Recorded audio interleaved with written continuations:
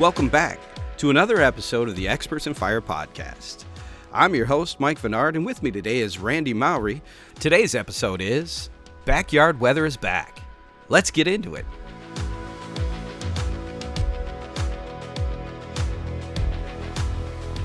Hey, Randy, how you doing today, brother?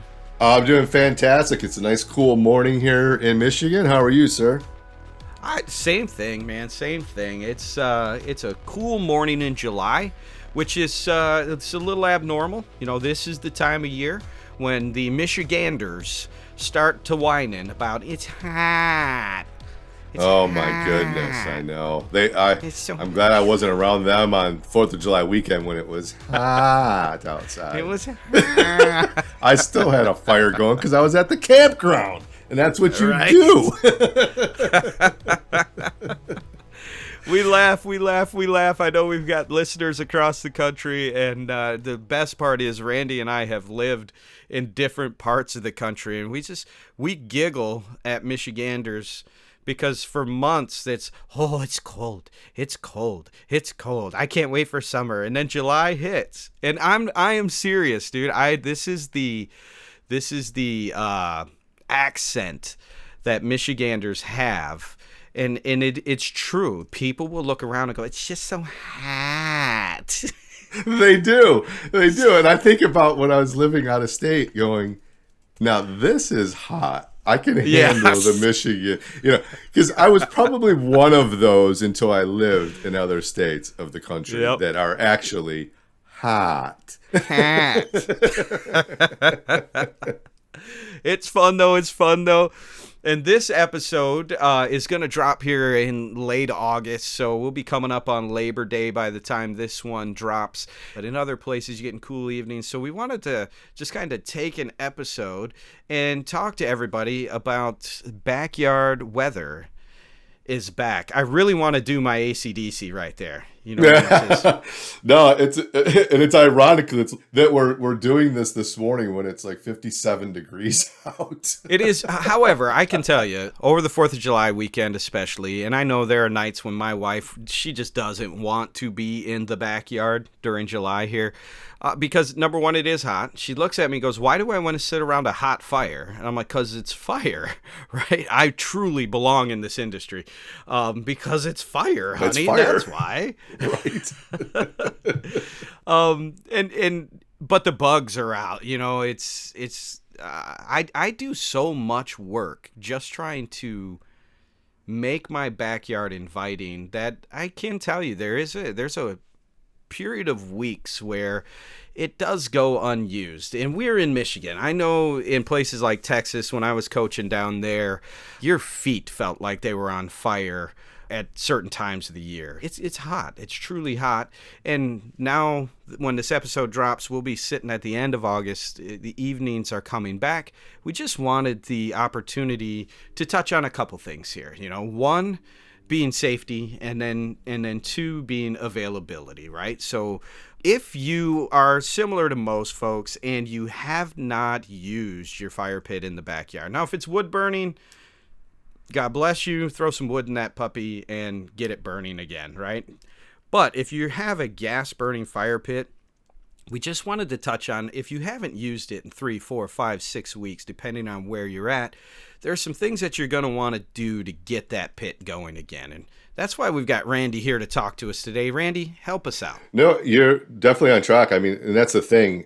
A lot of folks in different parts of the country as well, where it's hot all summer long, they're not using that fire feature outside at all, like in the summertime. It's just sitting there.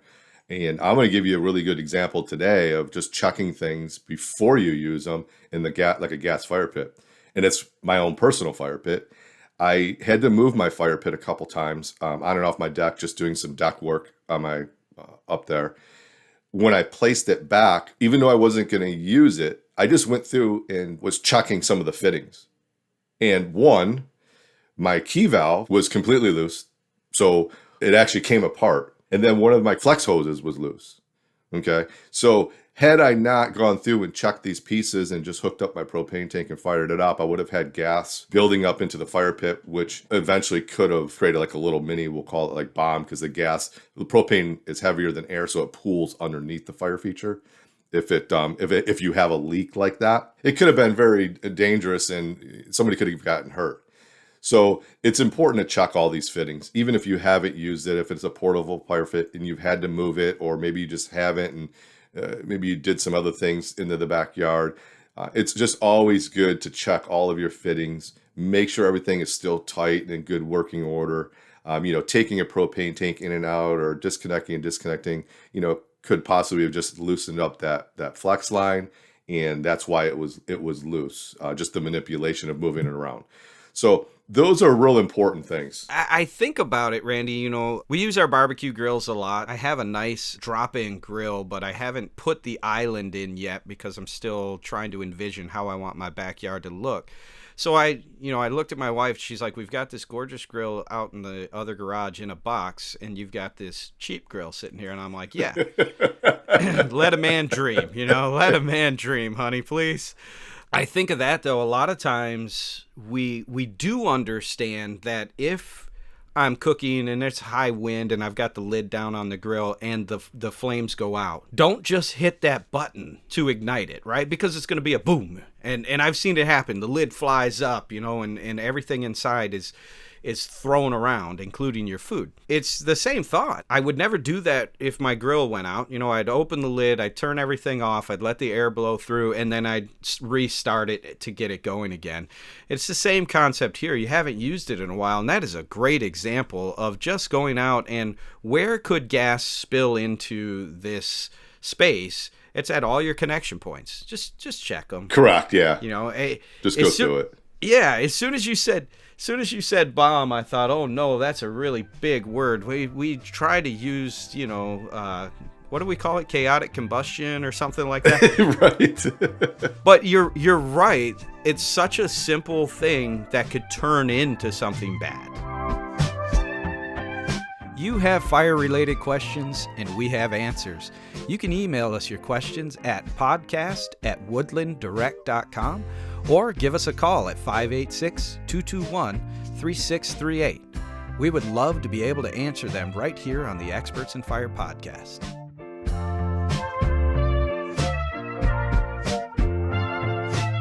Is there anything else that you would suggest for folks getting, back into the backyard here in late August? Yeah, with the fire pits outside, whether it's covered or not, all of the safety checks, making sure the lines are connected and tight, clearing out any debris that is inside the fire pit. If a fire pit is left uncovered all season, I do typically recommend that they pull out whatever media they have in there, get that stuff cleaned off, and it's as easy as putting it in a 5-gallon bucket, getting that stuff all cleaned off, let it, lay it out in the driveway, let it dry really well, and then putting it back in, because that stuff could just be sitting in there. You could have all kinds of hidden debris that you're going to end up burning and possibly creating plugs in your burner assembly and things of that nature. If you have like a battery push button ignition starter and you pull that battery out of there, even if it's working, pull that out, put a new one in. I take my batteries out every season just so that we all know what happens, batteries, they get corroded.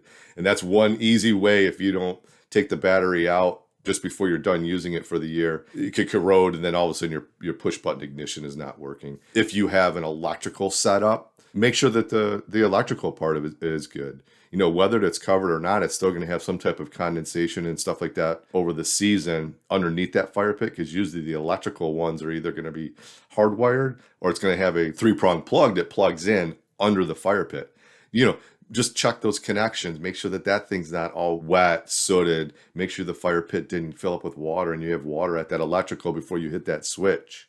Check your connections on the electrical. And what I mean by that is just the external ones.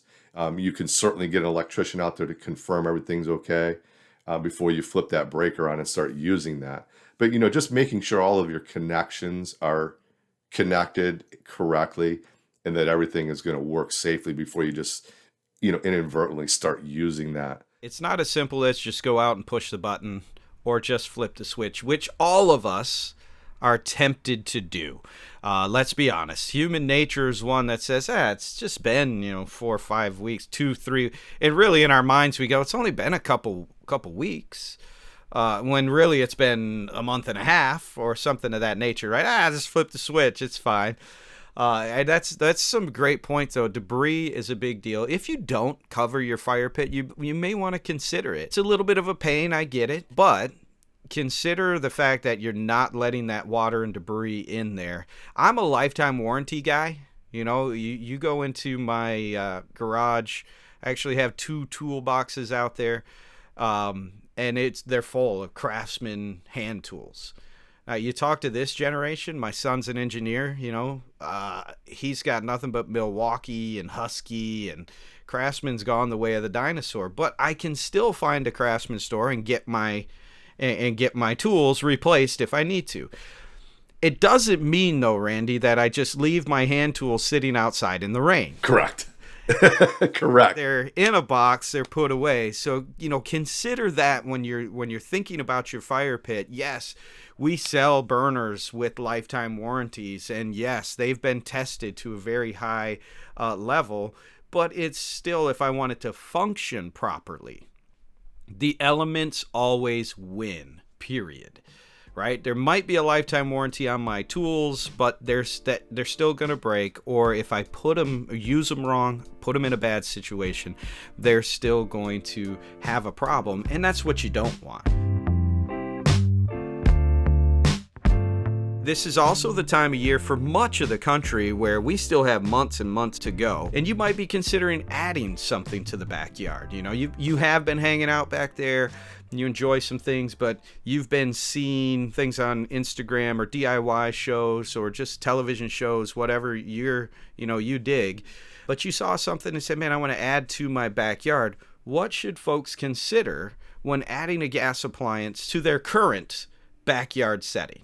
So this is going to drop like in August. And I believe, Mike, I'm going to touch on this, but we also want to encourage folks to listen to the episode that we recorded previously, which was, I believe it was, order now before it gets cold. If you're considering, like, let's say you have a wood burning fire pit, or you have no fire pit. We want to pre-plan now. I know it's hot, folks, and it doesn't sound like something that makes a lot of sense because we're not going to use it. But you want to pre-plan for a couple reasons. And the first one, getting a contractor out for your product. If you have to run a gas line, if you're considering patio heaters and you need to run electrical. And then also from our end, which we're going to help you with product-wise, is the product lead times. They're out there. I mean, they could be anywhere, depending on the product, from 6 to 12, 14, 16 weeks, which we really discussed in the previous episode. If folks, could go back and listen to that. Give us a call. Give us an idea of what you're thinking. Size-wise, something portable out there as far as a fire pit goes. Maybe you just want to convert your wood burner to gas. So there's going to be a series of questions that we're going to ask about that. Application-wise, size, if we're using propane or natural gas. Those are going to be the main ones for the fire pit, Mike. I think in terms of if somebody's been enjoying their backyard and they have a grill, they have some other things that are hard piped in, the first thought is, well, I'll just run off of that line, run some gas off of that line and put in a fire feature, or put in some pillars with fire bowls on them, or a see-through fireplace. It's all awesome. You can do it.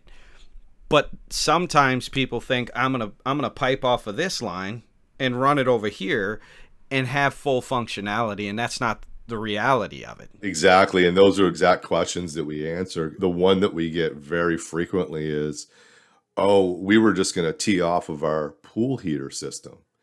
And and like you said, you can do that, but you also need to make sure that you have the correct BTU for your pool heater now, because now you're stealing from your pool heater. So now you could be taking away from, and that could be anything. So that's where the gas contractor really comes into play, based on what the client wants as far as a fire feature out there. We're going to provide the information in what's called the BTU, and that information goes to the gas contractor so that he can determine, one, if he does tee off of something, is he going to actually be able to supply the correct BTU to operate that fire feature and the barbecue grill, everything that is on that line? Or do they have to run a new line teeing off from the main so they're not starving these other appliances? It is the time of year as well here, late August, where maybe you've been sitting around at a friend's house who has a really cool backyard. You know, I've been there before. You walk over to your buddy's house and you're just like, man, this gig is nice back here. And so you've been hanging out over there. You've noticed the parties tend to move toward their house, and you're looking at your own backyard going, you know what? I want to start my own backyard so that I can, I don't want to be James's issue or Randy's issue, always standing at his fence going, hey man, could I come over? I'm tired of dragging my lawn chairs over to his house. Yeah, he got mad at me the other day when he got home and I was already sitting back there. What the heck? Right. What are some, and guys, we have so many episodes on, I remember one episode we walked through even looking up, for trees, for limbs, for those types of things when it comes to fire features. Let's just give a little tidbit, though, Randy. Somebody's been hanging out in someone else's backyard and says, I want to start doing this myself. What are a couple things that they should begin to consider as they work through the plan in their own minds? So with the weather changing and everybody looking to change their backyards in a new install, it comes down to the pre-planning. Where you're going to place the items. We'll talk fire pits first, because that's the most common one that folks do right away. Is where you're going to put it. End of patio, out by the pool, because that's going to be an important question for us as well. If you have a pool, because certain requirements within 10 feet of water, if we're doing electricity, at that fire pit, what's around the fire pit, and what size are you thinking, are all important, because those are going to determine what size burners you're going to use. Maybe there's no structures there now. Are you considering putting a pergola above in that area? And where I'm driving with that is something overhead. So there may not be a tree overhead, but if you're considering putting a pergola there, then all of a sudden you do have something overhead. So those are going to be questions that we're going to ask and want to know as well, just so that we make sure that we recommend the correct product for the installation. And then also a lot of people are doing fireplaces as well. The whole reason I brought up that question is because I'm a dreamer myself, right? We did an entire kitchen remodel, and I just got sick of staring at this wall that was in between the kitchen and living room in this 1970s tri-level we live in. And so I got out my saw and just started cutting through the sheetrock, and I ripped holes in the sheetrock so I could see into the kitchen. And my wife was flabbergasted, right? She's just staring at me through this hole in the wall like, what are you doing?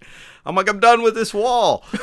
I get a little jumpy like that, right? So I wanted to make sure that any of our listeners out there who are considering, hey, what should I do? And a lot of our listeners are professionals, so you're going to get calls from folks who are going, man, this is what I want to do, and we're here to help. I guess that was the point, because I knew, Randy, you were going to go to proper planning is what you really want to do. You are so good at that, because you've had clients who have called saying, hey, I need 33 of these fire features. They're going to go all over the property. And you go, okay, cool. Well, then we need to talk gas line size, because we need to plan this right. And he's like, we already have 1/4-inch lines to all of them. And you're like, brother, get ready to get the jackhammer out, because get your Bic lighters out, because that's about the biggest flame you're going to get. Yeah, no, pre-planning, because there's so many variables, and I use gas a lot because those are the bigger ones, Even like with a lot of the outdoor wood burning products we offer, it's kind of the same thing. It's pre-planning of where you're going to place those things. There's a lot of areas in the country that have a lot of strict requirements that you're going to want to check as well. Their requirements might be a little bit different than a manufacturer's requirements for a product. So there's some things there that we want homeowner to check into as well. And the contractors, a lot of the contractors are going to already know what those are if they're meeting with their clients.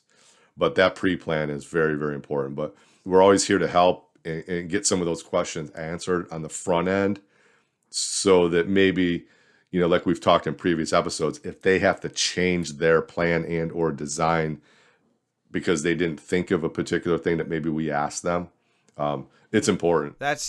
Randy, I really appreciate the time you spend doing this with us, man. It's always fun, but you bring so much experience to the table, brother. And I hope our listeners are able to glean what you're laying down, because that's what it is. You're not giving them rules. You're giving them experience. And to me, my personality is one that I always listen to experience. It's a huge difference. So thank you so much, Randy, for being here, brother. I do appreciate you, man. My pleasure. I enjoy it. I enjoy helping our clients as much as we can. Just make sure everything is safe and enjoyable for them, because that's what it's about. And by the time they're listening to this, we're going to be in that transition period where we're all enjoying the backyards, but then we're going to have to start talking about putting winter coats on again. So yes, we will hear for sure. All right, everybody. Thank you so much for listening. We really do appreciate you. And like we said earlier, hit us up anytime with any questions that you may have, concerns, comments, whatever. We're open to all of it. And remember, there are supply issues out there. So try to be as early as you can. Have a plan, have a backup. So if what you're looking for isn't available, maybe your second in line is.